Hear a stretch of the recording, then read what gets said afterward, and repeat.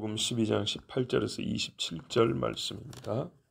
부활이 없다 하는 사두개인들이 예수께 와서 물어 이르되 선생님이여, 모세가 우리에게 써주기를 어떤 사람의 형이 자식이 없이 아내를 두고 죽으면 그 동생이 그 아내를 취하여 형을 위하여 상속자를 세울지니라 하였나이다. 7형제가 있었는데 마지가 아내를 취하였다가 상속자가 없이 죽고 둘째도 그 여자를 취하였다가 상속자가 없이 죽고 셋째도 그렇게 하여 일곱이 다 상속자가 없었고 최후의 여자도 죽었나이다. 일곱 사람이 다 그를 아내로 취하였으니 구할 때 곧 그들이 살아날 때에 그 중에 누구의 아내가 되리까. 예수께서 이르시되 너희가 성경도 하나님의 능력도 알지 못함으로 오해함이 아니냐. 사람이 죽은 자 가운데서 살아날 때에는 장가도 아니가고 시집도 아니가고 하늘에 있는 천사들과 같으니라. 죽은 자가 살아난다는 것을 말할진대 너희가 모세의 책 중 가시나무 떨기에 관한 글에 하나님께서 모세에게 이르시되 나는 아브라함의 하나님이요 이삭의 하나님이요 야곱의 하나님이로라 하신 말씀을 읽어보지 못하였느냐. 하나님은 죽은 자의 하나님이 아니요 산 자의 하나님이시라. 너희가 그에 오해하였다 하시니라. 아멘. 자, 예전에도 그런 적이 있지만 바리새인이 예수님께 졌다, 패했다. 오히려 그들이 공경하다가 공경을 당했다. 이런 이야기를 듣고 사두개인들이 그럼 이제 우리가 나설 차례고 이렇게 와서 도전하고 도발했던 적이 있습니다. 사두개인과 바리새인은 사실은 경쟁자 관계거든요. 사두개인들은 부활이 없다 하고 세속적 권력을 탐하고 주로 이쪽에서 제사장 또는 공회원들의 높은 사람들이 나오고, 물론 바리새인들이 나오고 있지만 바리새인들은 종교 지배층은 아니지만 그들의 나름대로의 그 율법주의적인 철저한 생활 때문에 백성들에게 존경을 받았던 그런 인물들입니다. 당시로 예수님 오시기 전까지 굉장히 존경받던 사람들입니다. 그러니까 참 문제가 심각했던 것이죠. 왜냐하면 위선을 모르고 존경을 했기 때문입니다. 그런데 하여튼 바리새인들은 부활이 있다 했고 종교의 높은 층 권력하고는, 그러니까 세상에서 영광을 구한다는 것은 똑같은데 실질적으로 사두개인만큼 영광을 취하기는 좀 어려웠어요. 그러니까는 신분상 상승의 한계가 있었다 이 말입니다. 저변에 존경을 받았는데 신분이 그렇게 높아지지 못해서 원했던 만큼은 인간의 영광을 다 얻지는 못했지만 사람의 영광을 구한다는 측면에서는 똑같았고, 또 뭐랄까요, 하나님의 말씀에 대하여 본인들은 잘한다고 생각했지만 예수님 앞에 섰을 때 사실은 아무것도 모르고 있다는 것이 드러난 그런 공통점이 있는 사람들입니다. 즉 예수님을 대하여서는 경쟁자가 아니라 동업자 관계 비슷한 동료의식을 느낄 만한 그런 관계가 되었습니다.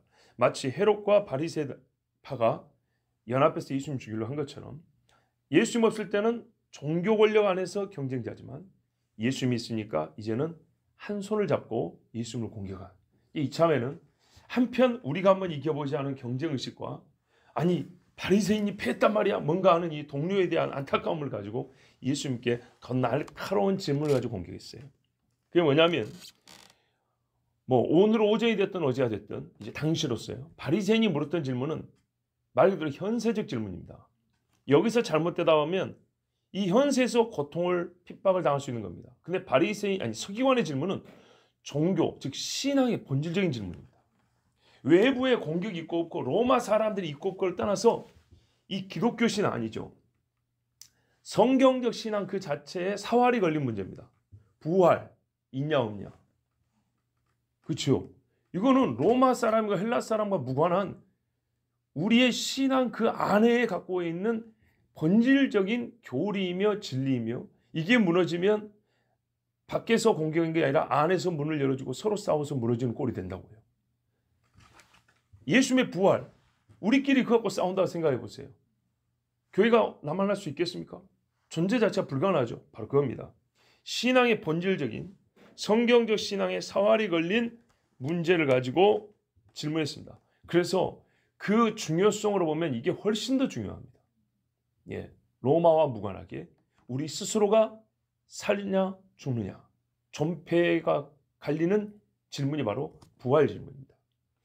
자, 그런데 이 사람들은 본래 18절에 보면 부활이 없다는 사람들인데 예수님께 질문할 때는 부활이 없다는 질문을 하지 않았습니다.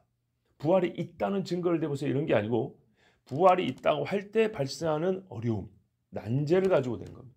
그러니까 잘 들으셔야 돼요. 표면적으로 부활이 없다 말한 적이 없어요. 이걸 꼭 기억하십시오. 그러나 일단 말씀대로 사두개인들의 제일 큰 신학적 특징은 부활의 부정입니다. 그러면 뭐 여러 번 들으셨겠지만 이 사람들은 세상에서 높은 자리에 있었고 현세적 욕망의 눈이 어두워서 부활이 없다라고 주장했다. 이렇게 간단하게 짚고 나면 이건 너무 단순한 겁니다. 왜냐? 아까 말씀드린 대로 바리새인들도 역시나 사람의 영광을 취했어요. 예수님이 그랬다고 요한복음에도 보면 너희가 사람의 영광을 얻으려 함으로 하나님의 말씀을 모른다 그랬어요. 그렇기 때문에 사람의 영광을 취하려 한다는 그것 때문에 부활이 없다고 주장하냐? 그건 아니에요. 부활이 있다고 주장해도 사람의 영광을 구할 수 있어요. 아시겠죠? 지금 세상에 많은 목회자나 또는 뭐 복음 증거자들 중에도 사람의 영광을 구하는 사람들이 부활이 없다고 말하냐? 그럼 그걸로 다 갈리겠네요? 그렇지 않아요. 부활이 있다고 말하지만 그것 갖고 오히려 부활 장사도 되는 거예요. 무슨 말인지 아시겠어요? 현세에서 고생해. 다 가져와. 그리고 죽고 나서 받아. 부활 때 받아. 이래도 되는 거거든요. 이게 공산주의가 교회를 비난할 때 쓰는 말 중에 하나예요. 너희들이 이 땅에서 개혁의 의지도 없고 변화의 의지도 없고 그냥 짐승처럼 살다가 나중에 죽고 나서 천국 가서 다 받는다고 그러지 않냐. 근데 우리는 그렇게 가르친 적이 없고 성경은 그렇게 가르치지 않아요. 성경이 그렇게 가르친 게 아니라 잘못된 성경 해석자들이 그렇게 가르친 거예요. 성경에는 그 어느 세상 그 어느 책보다 개혁적인 말씀이 많아요. 그런데 그 개혁의 문제는 뭐냐 이 말이죠. 과연 그 개혁이란 것이 우리가 말하는 순수 정치적 의미에서 개혁이냐? 그게 아니고요. 여기 개혁이라고 여기. 이 개혁이라고요. 세상 어디에서도 이 개혁이 일어난 적은 없습니다. 그러나 성경이 말하는 부흥이라고 말하는 사건들이 있죠. 아주사 부흥, 평양 대부흥 이런 부흥이라고 하는 사건에는 진짜 심령의 개혁이 나서 사회가 바뀌었어요. 근데 이것을 바꿀 수 있는 능력도 없고 뜻도 없기 때문에 제도와 외적인 것만 바꾼다고요. 그러면 다시 아무리 좋은 제도라도 이 속이 바뀌지 않기 때문에 가장 좋은 것도 악하게 쓸 수밖에 없습니다. 그래서 더 험한 꼴로 돌아갑니다. 자, 그래서 비난하기 위해서는 어느 끄트머리 꼬투리 하나를 잡고 하는데 그거는 속까지 들어가 보지 못하고 진짜 예수쟁이 진짜 성경을 모르고 잘못된 신앙이나 혹은 부분적인 것을 보고 말하는 거예요. 어쨌든 간에 가능하다 그 말입니다. 부활이 있다고 말을 해도 부활 장사가 가능하고 즉 사람의 영광과 현세의 이익을 취득하는 데 써먹을 수 있다. 부활이 없다고 말해도 이제는 마음 편하게 현세의 욕심을 이루고 살 수 있다.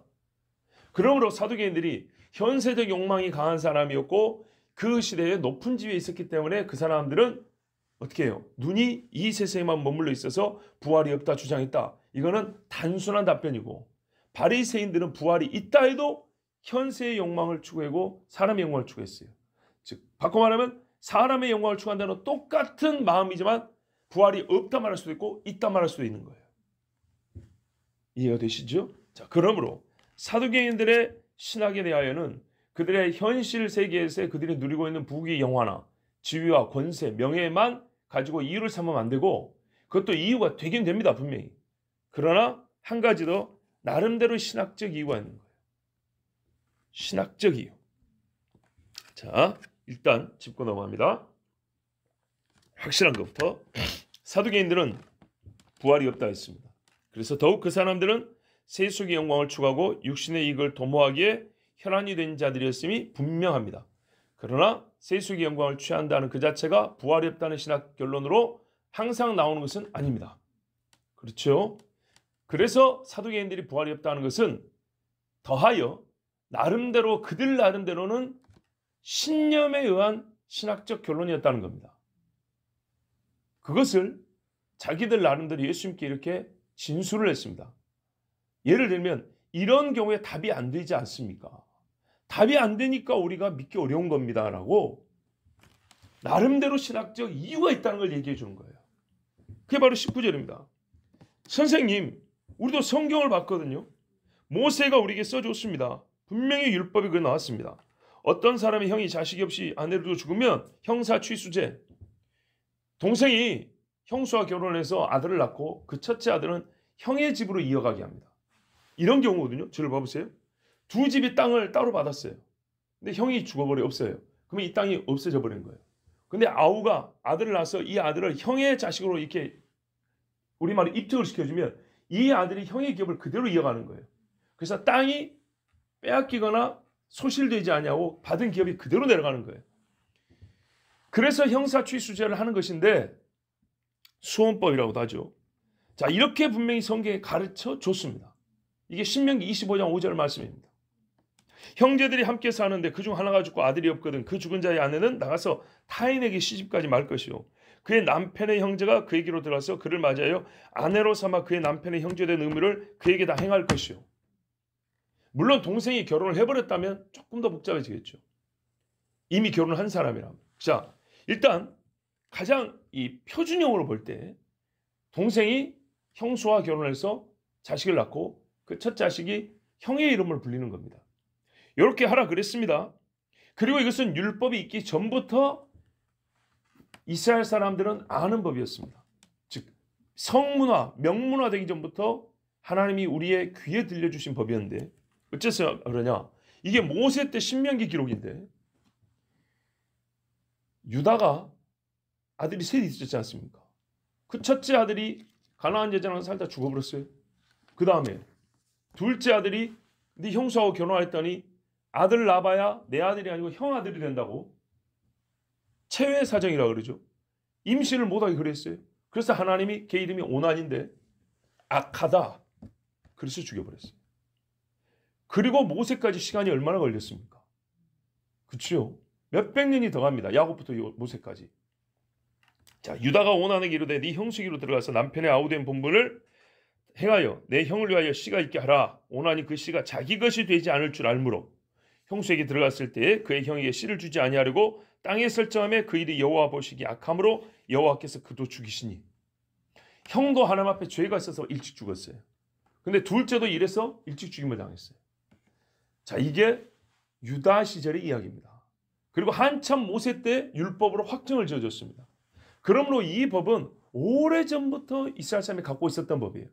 그러므로 여기에 대하여 이의가 없습니다.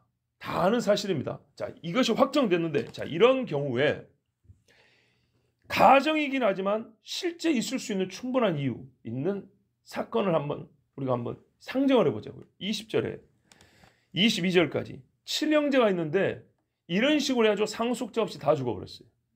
만약에 둘째가 상속자가 있으면 셋째는 형수랑 살 필요가 없죠. 그런데 안타깝게도 7형제가 뭐 병이든 전쟁이든 어떤 사고든 하여튼 예를 들어서 이런 경우가 있을 수 있는 거 아닙니까? 살다 보면 분명히 가능한 경우예요. 그래서 판타지가 아니라 실제 생활에도 보면 몇 형제가 전쟁에서 한꺼번에 죽는 경우도 있고 이런 거기 때문에 실제로 이런 경우가 있다 하면 어찌해야 되겠습니까? 이거 대답이 돼야 될 거 아니에요. 그렇죠? 물론 이게 대답이 된다 안 된다고 해서 부활이 있다라고 말할 수 있는 결정적 사유는 되지 않아요. 왜? 우리는 어떤 분명히 엄연히 존재하는 사실에 대한 이해력이 부족해서 사실이지만 이해가 부족한 경우가 있는 것이니 그러나 최소한 선생 입장에서 이스라엘의 선생인 이들은 또 말씀을 가르치는 예수님은 이 문제에 대해 답을 줘야 되는 거예요. 답을 주지 못하면서 부활을 강력하게 주장하고 가르치기는 어려운 거죠. 그렇지요? 그래서 물어봤어요. 7형제가 다 헌신했는데 안타깝게도 자식이 없이 다 죽었습니다. 자, 그러면 7사람이 다 그를 아내로 취했는데 그냥 하룻밤 자고 끝난 이런 게 아니고 아내로 취했는데 부활 때 그들이 살아날 때 자 부활이 없다고 주장 안 했어요. 지금 겉으로는 분명히 부활이라고 얘기했어요. 궁금하다고 얘기를 한 거예요. 그 중에 누구의 아내가 되리까? 처음 결혼한 남자 아닙니까? 마지막 결혼한 남자 아닙니까? 제일 좋아했던 사람이 아닙니까? 답을 모르니까 이런저런 상상이 다 되겠죠. 대답을 해달라 그랬어요. 대답 못하면 부활 이야기 하지 말자. 그 말이죠.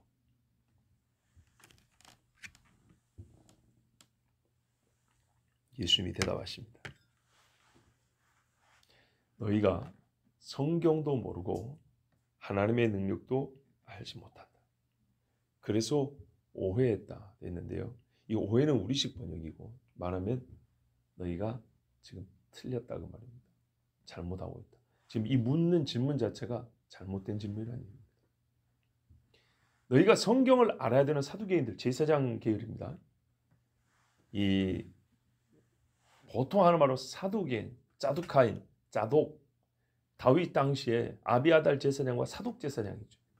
이 사독 계열이라고 보는 겁니다. 적어도 그렇게 주장하는 사람입니다.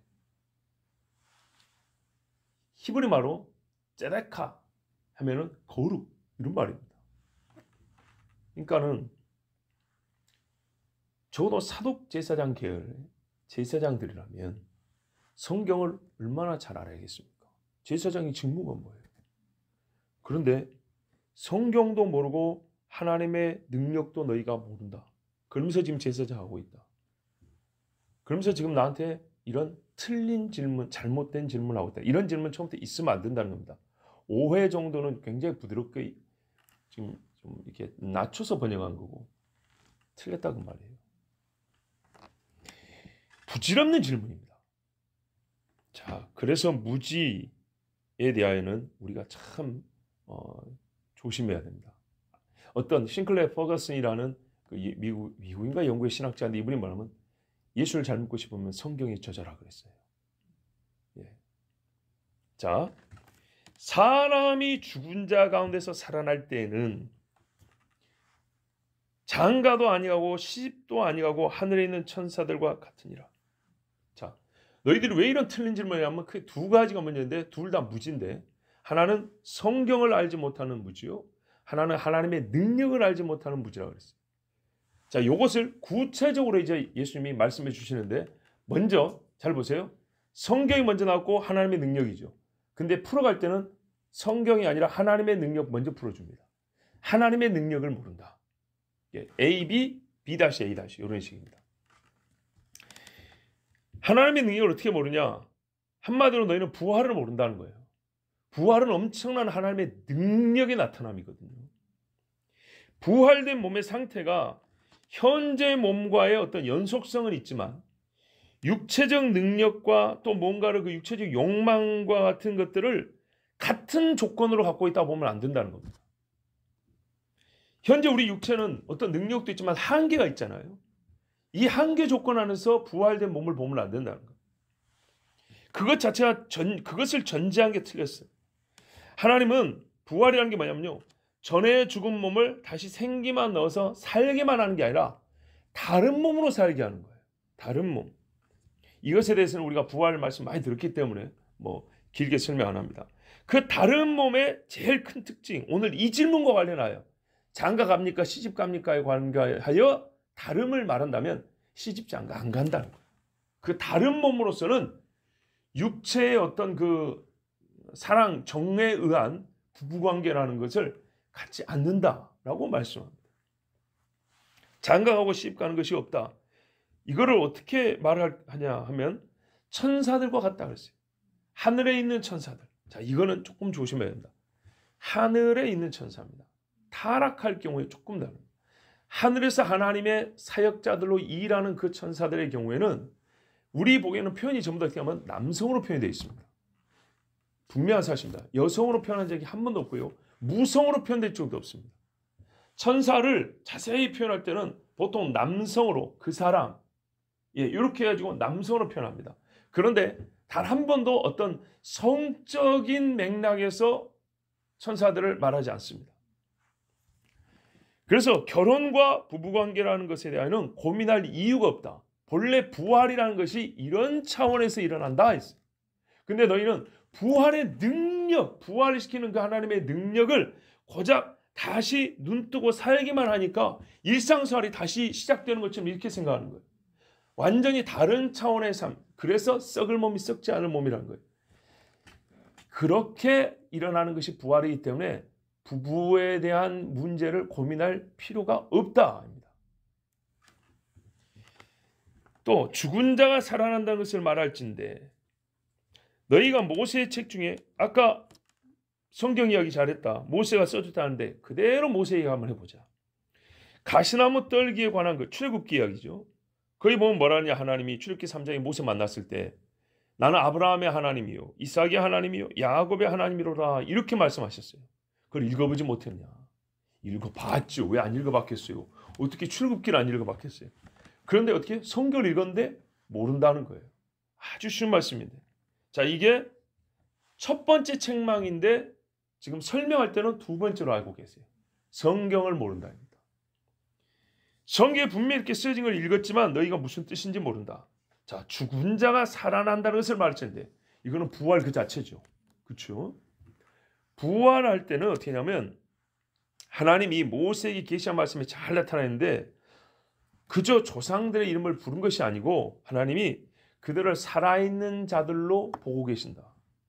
이게 지금 누워서 잠자고 있는데 그냥 머릿속에서만 살아있는 게 아니고 현재 실제로 하나님 앞에서 살아 실존하는 사람으로 그렇게 부르고 있다는 얘기입니다. 그 뉘앙스 히브리 사람들이 히브리 말로 들으면 바로 그 말입니다. 지금 눈앞에 살아있다는 얘기입니다. 그걸 너희가 성경을 읽어놓고 그걸 이해를 못하냐. 우리는 이 땅에 살아있지만 그들은 지금 하늘나라에서 하나님 앞에 사는 거예요. 모세와 엘리야 보셨죠? 예수 앞에 나타났죠. 그거 살아있다는 겁니다. 그래서 하나님은 죽은 자의 하나님이 아니요 산 자의 하나님이시니라 그랬습니다. 너희가 크게 오해했다. 잘못 알고 있다. 자, 확실해야 됩니다. 죽은 자의 살아남은 부활은 이미 죽은 조상들이 지금 하나님 앞에 살아있다는 사실만으로도 증명된 겁니다. 부활은 있습니다. 성경을 모르는 사람들, 바로 이 사람들이 그러나 부활이 없다 하고 백성을 가르치고 있습니다. 잘 들어보십시오. 그래서 어떤 사람이 이렇게 주장하는 분들도 있어요. 부활은 마지막 때 있는 게 아니고 우리가 죽자마자 바로 부활한다.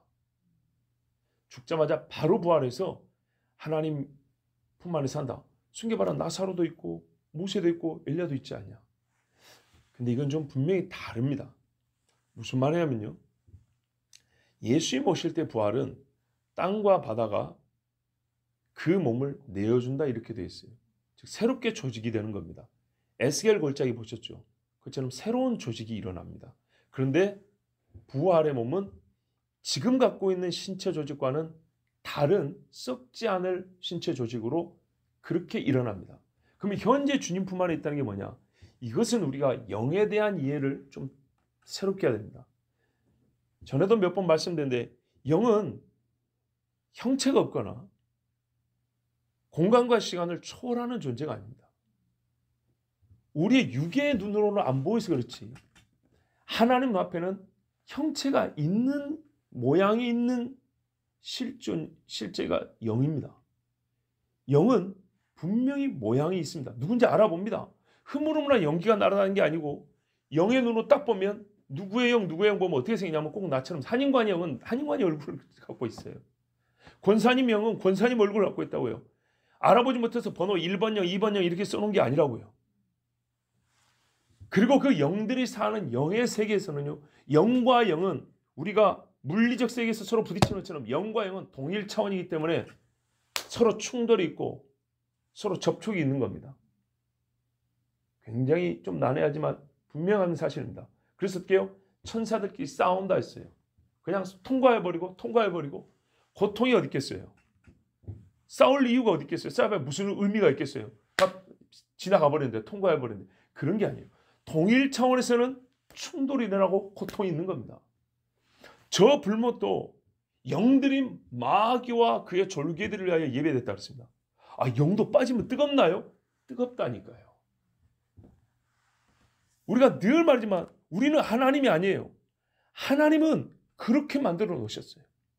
영이 불못에 던져지게 만들어 놓으셨고 영이 두려워 벌벌 떨게 만들었어요. 생각해보세요. 영이 우리가 흔히 말하는 것처럼 투과하는 그런 세계의 존재라면 뭐가 아프고 뭐가 어렵다고 두려움이라는 감정을 갖겠습니까? 두려움이라는 감정은 나에게 실제적인 위해가 있을 때, 고통이 있을 때 갖는 게 두려움이라는 감정이에요. 뭐라고 했어요? 우리를 저 무저갱에 던지지 마시옵소서. 왜요? 무서우니까요. 고통스러우니까요. 자, 하여튼 지금 우리가 말하고 있는 이 하나님의 품에 앉아 있는 게 있다는 그 사람들은 영입니다. 육이 아닙니다. 그러나 그 영이지만 우리가 그 영을 흐물흐물 날아다니는 영기, 수증기 정도로 생각하면 안 되고 형체가 있고 그 영적 세계에서는 동일 차원에서는 접촉과 관계가 가능한 그런 어떤 우리가 할 때마다 말 그대로 영체로서 살고 있다는 것을 알아야 됩니다. 그렇다고 해서 그 자체가 부활의 몸이냐? 아니라는 거예요. 부활의 몸은 아니에요. 아시겠죠? 자, 계속해 보겠습니다. 예수님의 두 번째 대답은요, 성경을 모른다 그랬잖아요. 이거는 이 사람들이 잘 들으세요. 이 부분이 조금 어려울 수 있습니다. 예수님의 두 번째 대답은 난제를 풀어주는 대답이 아닙니다. 난제를 풀어주는 대답은 첫 번째로 끝났어요. 뭐라고요? 부활 때는 몸이 달라. 이걸로 끝난 겁니다. 부부관계고 뭐고 이런 거 생각할 필요가 없어. 끝났죠. 근데 이들이 숨겨놓은 게 있었잖아요. 뭐요? 부활이 없다 그랬잖아요. 그거를 예수님이 끄집어낸 거예요. 숨겨놓은 거를. 자, 예수님의 두 번째 답변은 부활을 부정하는 것에 대한 반박입니다. 즉 너희가 성경을 모른다라고 하는 그 말씀에 대한 설명으로서, 부연 설명으로서 그들이 성경을 모른다는 것을 지적하는 겁니다. 그리고 첫 번째 답변의 전제입니다. 하나님의 능력을 모른다.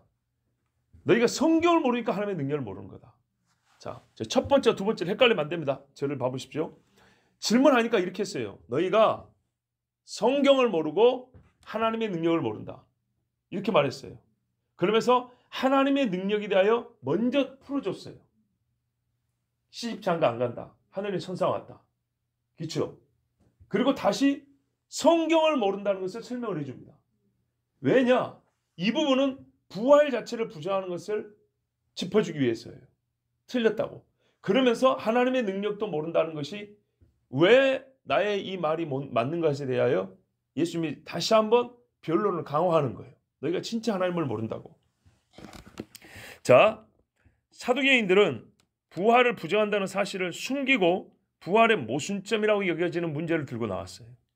하지만 주님은 그들이 알지 못하고 믿지 않는 부활의 사실에 대하여도 깨우쳐 주기를 바라셨어요.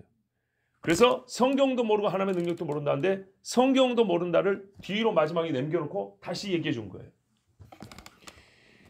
자, 표면상 들리는 질문에 대한 대답으로는 아까 말씀드린 하나님의 능력도 모른다. 첫 번째 대답 설명으로 충분했어요. 부활 시에 누구의 아내가 되리까? 이게 문제잖아요. 부활을 부정한다는 말 안 했어요. 누구의 아내가 되냐고 그랬어요. 그래서 누구의 아내도 아니다. 부활한 몸은 다르니까 이게 답입니다. 끝났습니다.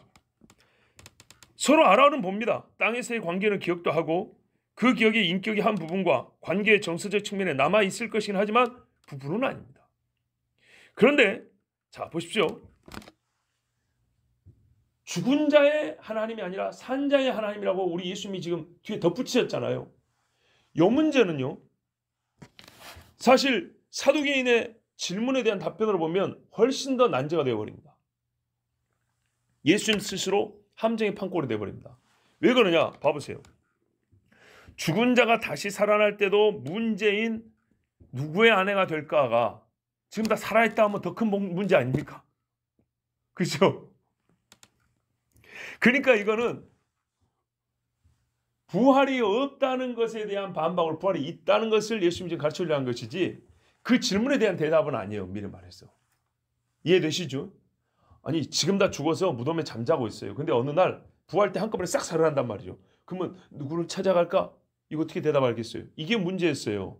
근데 예수님은 뭐라 하냐면 그때 천사들과 같으니까 부부 걱정할 거 없다 이랬단 말이에요. 그럼 이걸로 끝내면 되는데 뒤에 뭐라 하냐면 지금 다 살아있다고 그랬다고요. 그러면 오히려 예수님이 문제를 만든 꼴 아닙니까?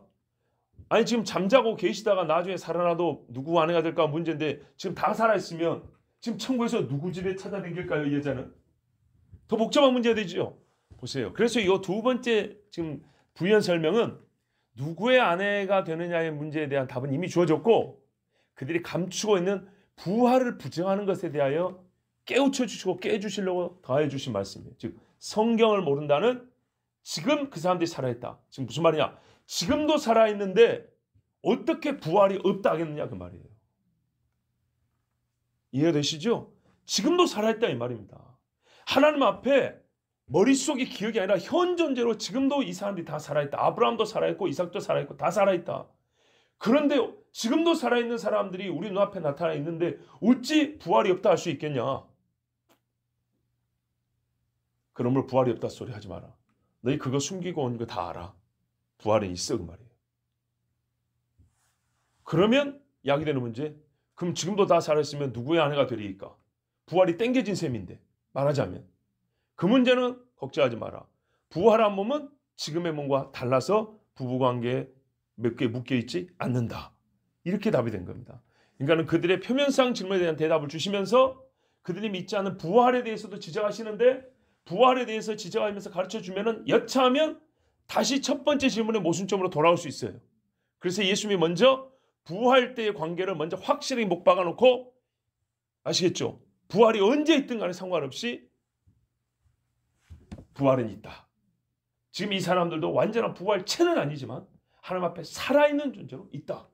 그러므로 나중에 이들이 변화된 몸을 입고 반드시 살아날 것이며 그리고 그때 그 변화된 몸을 가지고 서로 부부관계를 누가 가질 것이냐에 대하여 절대로 고민할 필요가 없다. 그러므로 이런 잘못된 질문하여 나를 공격하지 말고 너희는 성경을 읽었으면 성경을 믿고 하나님의 능력을 가르치는 선생이면 하나님의 능력을 믿고 그렇게 가르쳐야 한다. 이렇게 예수님이 말씀하신 겁니다. 다시 한번 예수님께 도전한 자들이 참패당했습니다. 더 본질적인 문제를 가지고 대항하면 그들 자신의 더 깊은 곳에 어둠이 까발려지고 더 어려운 질문으로 입을 열면 더 무서운 경고와 견디기 어려운 수치를 당하게 됩니다. 주 예수 그리스도의 말씀을 들으십시오. 예수님은 역시 표면적으로는 말씀하지 않지만 우리에게 이면적으로는 이렇게 말씀하시는 겁니다. 성경을 읽어라. 하나님의 능력을 믿어라. 그 말씀입니다. 성경을 알고 하나님의 권능을 믿으면 우리는 부활에 관하여 추호의 의심도 없이 소망과 기대를 가지고 살 수 있습니다.